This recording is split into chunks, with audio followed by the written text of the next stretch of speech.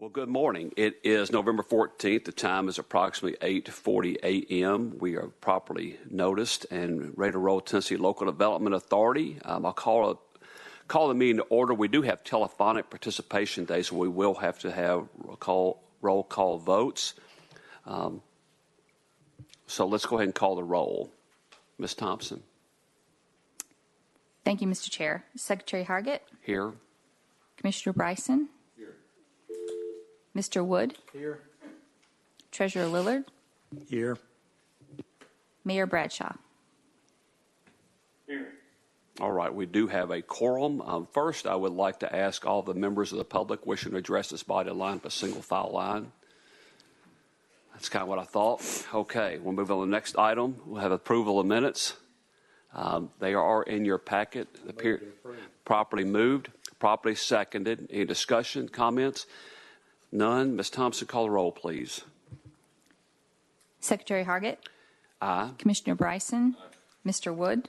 Aye. Treasurer Lillard. Aye. Mayor Bradshaw. Aye. All right, the minutes are approved. Next, we have some Clean Water State Revolving Fund loans up for consideration. I believe we have Ms. Jones with us, who is probably going to give us an update on the fund balances. And Yes. then if we don't have any objection, we will take up the items under all the items at one time, hear the discussion, and then properly take a vote. Ms. Jones. Good morning, Board. Thank you for the opportunity to propose these loans for review and potential approval today. We have first a report on the Clean Water State Revolving Fund loan balance. The unobligated balance as of October 2nd, 2024 is $171,093,273. We have a few increases this go round, including the state fiscal year 2024 principal and interest repayments and 2024 Treasury interest earned. Those totals are $80,052,585, bringing the current unobligated balance as of today to $251,145,858. We have 3 loans proposed in the total of $1,142,500, and if approved, will bring the remaining funds available to $250,3,358. All right. Any questions or comments regarding that? Well, let's continue forward, Ms. Jones. Fabulous. I have 3 loan requests to present to you to the board today. Each of the 3 clean water loan requesters have provided all of the information required, including representation of the existing loans that they have, the existing pledge of their state share taxes, and the potential anticipated share that they will need to pledge. First up is the town of Dandridge. They are requesting a $400,000 planning and design loan with a term of 5 years. They have an ATPI of 60, which brings their interest rate to 2.38%. This project is for inflow and infiltration correction, planning and design. The total project cost is $400,000. The town of Dandridge is eligible for principal forgiveness in the amount of 50%. So their loan principal required for repayment will be $200,000. We will forgive $200,000. Dandridge is in Jefferson County. They were number 27 on the 2023 priority ranking list, and they held their public meeting in September of 2024. Currently, Dandridge's operating revenues is $4,046,054. Their current rate they charge their 1,615 customers is $48 per 5,000 gallons per month. Their audit report was filed late due to staffing issues, and they were considered financially sufficient as of July. Their pledge of their unobligated share of state taxes is $42,467 out of their $574,620 total received from the previous year. This is the potential. This maximum annual debt service has the potential to be 7.39% of their share of state taxes. Next up, we have the town of Jacksboro as a co-signer for Caryville's Jacksboro Utility Commission. This project is also a request for $242,500 for planning and design. It is a 5-year term. They have an ATPI of 50, which makes their interest rate for this loan 2.38%. This is planning and design for wastewater treatment plant improvements. They also qualified for 50% loan forgiveness, which their total project cost is $242,500. 50% of that will be required repayment, $121,250. 50% will be forgiven. The town of Jacksboro and Carysville are in Campbell County. They were number 3 on the 2023 priority ranking list, and they held their public meeting in August of 2024. The operating revenue of the Utility Commission is $6,876,755. They charge their 3,067 customers $121.05 per 5,000 gallons per month. We did not require them to raise their rates. These are the rates they came with us. They came to us with. You'll see on this fact sheet that we have 2 audit reports. The Carysville-Jacksboro Utility Commission is the entity that's responsible for repaying the loans, but the town of Jacksboro is the cosigner. So Carysville-Jacksboro Utility Commission supplied their audit in March. The town of Jacksboro supplied it in August. We considered the commission financially sufficient in July, and it is the town of Jacksboro that pledges its share of state taxes. The Carysville-Jacksboro Utility Commission is jointly owned by the town of Carysville and the town of Jacksboro, so they go back and forth between co-signing. The total SSTS of the town of Jacksboro in the prior fiscal year is $374,710. Their prior obligations, along with the potential annual debt service for this obligation, brings the total to $32,485.64, which represents 8.67% of their share of state taxes. Lastly, we have the town of White Pine. Where's Mr. White Pine?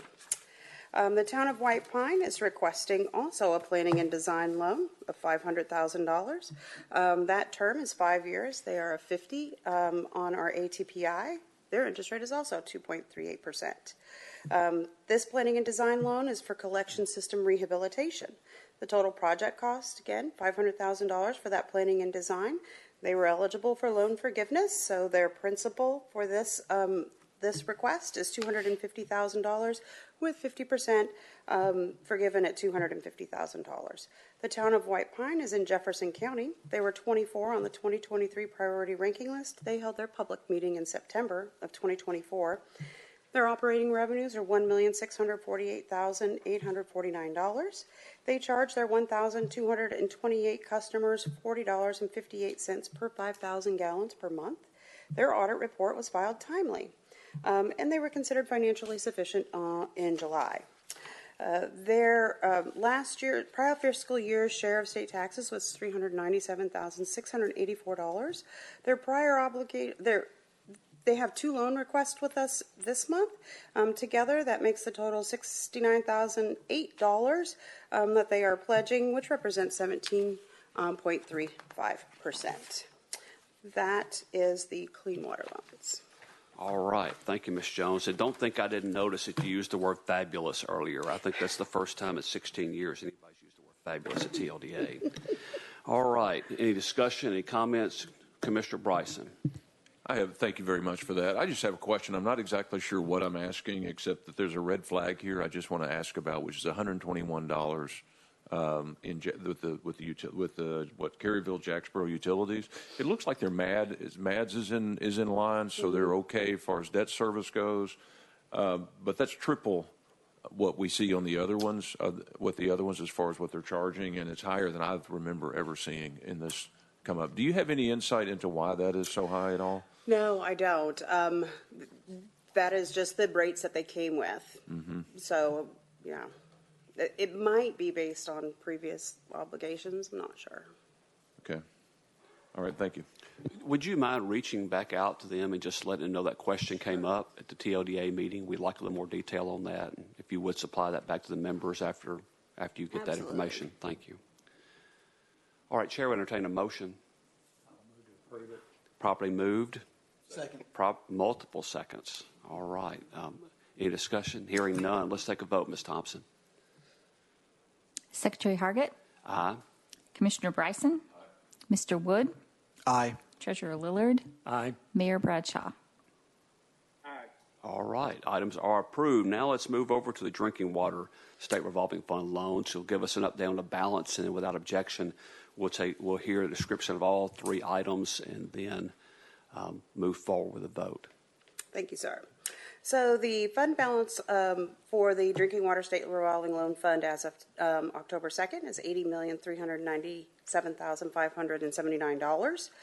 We have two increases, which are our principal and interest repayments, as well as our treasury interest earned. That total is $15,468,639, bringing the unobligated balance as of today prior to these potential loan approvals to $95,866,218. We have two requests today from the town of Fayetteville and the town of White Pine. That total request is $15,150,000, which, if approved, would bring the remaining funds available for loan to $80,716,218. Each entity requesting loans today has provided the required documentation, including representation of their existing debt, in their security pledge of all existing debt, attestation of the legal obligation to report on new debt, and any justification for late filing. First up is the City of Fayetteville. This is a companion loan. This is a construction loan requesting $15 million. The term is 20 years. Their ATPI is 40. The interest rate for this loan will be 1.87%. This is a continuation of the replacement of approximately 83,000 linear feet of water line. The total project cost for this is $30,200,000. Previously, we awarded them a $15,200,000 loan with significant principal forgiveness. So this time around, they still have the 50 there, is $15 million loan with no principal forgiveness. Fayetteville is in Lincoln County. They were number 56 on the 2022 priority ranking list and held their public meeting in October of 2023. The City of Fayetteville's utility has an operating revenue of $7,093,180. Their current rate, they charge their 4,775 customer base is $47.18 per 5,000 gallons. Their audit report was also filed timely. They were considered financially sufficient in September of 2024.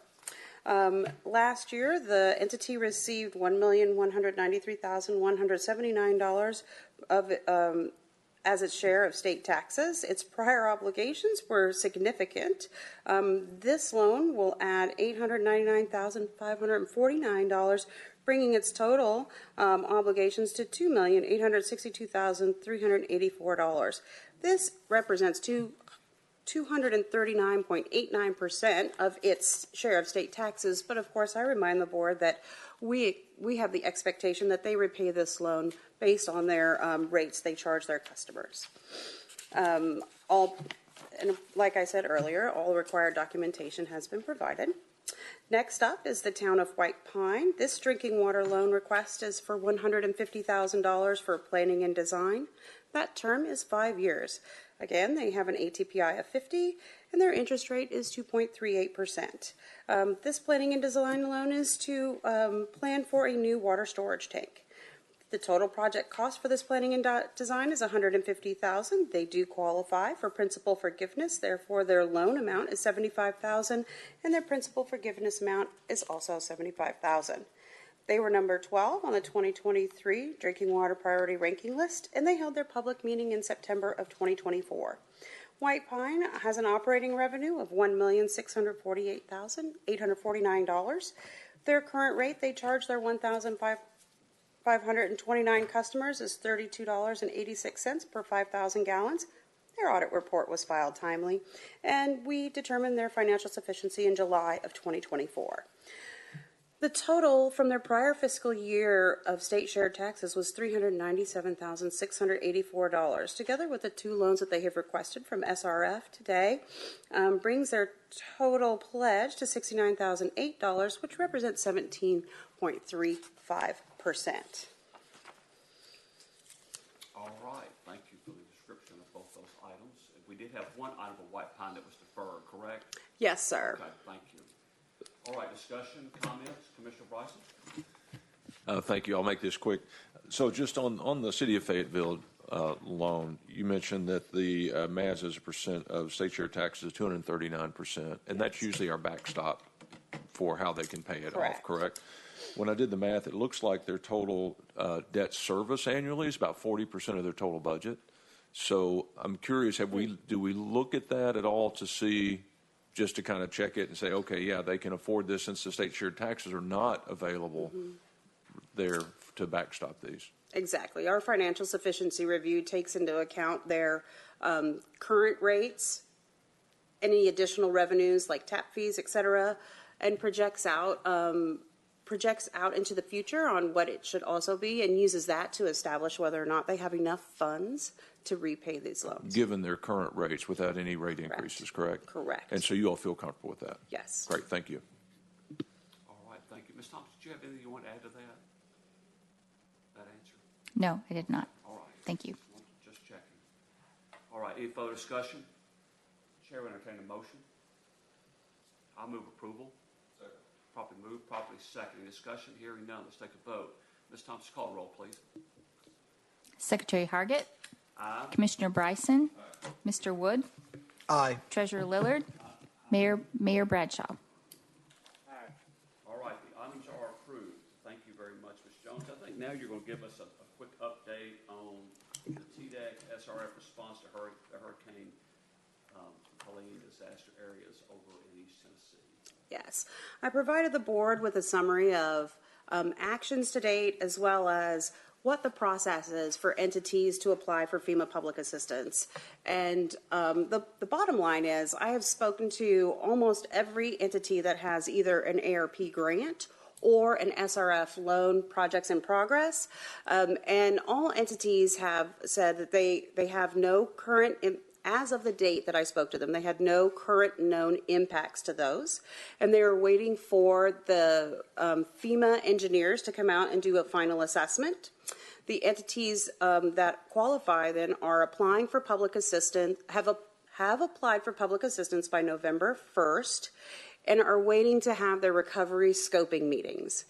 During these recovery scoping meetings with FEMA, they will identify what assets qualify and what assets do not qualify for FEMA public assistance. And the entities then will have 60 days after that recovery scoping meeting to request FEMA public assistance for those assets. It is that 60-day period in which it is best for us to understand, to help them understand their financial strategy of do they forego using their ARPA grant, if it is the case, right, and use FEMA dollars? Probably not, because FEMA dollars come with additional federal regulations that ARPA dollars do not, and what they should do with an existing SRF loan. Some entities that have a loan but have not started work have the option with us to change the scope of their project, as long as they don't change between drinking water or clean water, and then us direct those fund requests as state revolving dollars to help that entity provide the 25% non-federal match that is required with FEMA projects. So basically, we're still on hold a little bit because we don't want to get ahead of the federal dollars and then put those entities in conflict and then eliminate their potential to use public assistance. We've also drafted a forbearance agreement, as the board last time approved us for doing forbearance. Dave Byrne, along with our TDEC OGC, has drafted a forbearance agreement. That forbearance agreement will be delivered to all entities with loans in repayment, as well as entities that have projects in progress where they have requested disbursement, because payment is required for both entities. If those entities sign that, we will delay interest and repayment for 12 months for both, and at the 12-month period, reassess the situation. Currently, everybody is excited about the potential for forbearance, and we are waiting to see what they request for public assistance before we send out the survey. All right, thank you, Ms. Jones. Treasurer Lillard? Did you say you had a document on this? I don't have it in my file up here, so I'm trying to figure out where it is here. Did y'all get it? Is that this? So No, I don't. let's see. I provided the summary. believe that's it. And then these are the list of all the entities. And the draft forbearance agreement, I think, is with Mr. Byrne at this time. He requested that we put in quarterly reporting requirements. So we modified that yesterday, day before yesterday, I think, and sent it back to him. I'm sure we can have it finalized to send to the board this week, I imagine. Okay, I think that'd be helpful. And for me personally, in a written form, and I think you did a really good job describing it. It sounds like there's going to be a lot of hand-holding for these local communities to help them figure out which avenues are best for them. And my big fear is that deadlines get missed, opportunities are missed, and then we look back, 60 days later, 6 months later, a year later, and think, wow, we should have done that differently. So I know it's a lot to stay on top of. I would love a summary of your remarks if you have those. I provided a summary in the packet here. We don't have that. Oh, they don't. That's Oh, what- It was- We've it got- was sent we've to got staff, repayment so status of we'll provide loans that. here and all that, but apologies. we don't- I finalized. Sandy had edits for me yesterday, so I Okay. completed those All right, edits. y'all gonna send it to us? Is that what your deal is? Yes, sir. Okay, all right, Thank you. okay. Well, it is a non-action item, not that there's not a lot of action going on, okay? Any comments or questions? All right, hearing none, thank you for the report, Ms. Jones. I believe that concludes our business, Ms. Thompson. Yes, sir. Chair will entertain a motion to adjourn. Properly moved. Second. Seconded. Let's call the roll. Secretary Hargett. Commissioner Bryson. Mr. Wood. Aye. Treasurer Lillard. Aye. Mayor Bradshaw. All right, we stand adjourned. Thank you very much. Thank you, Mayor.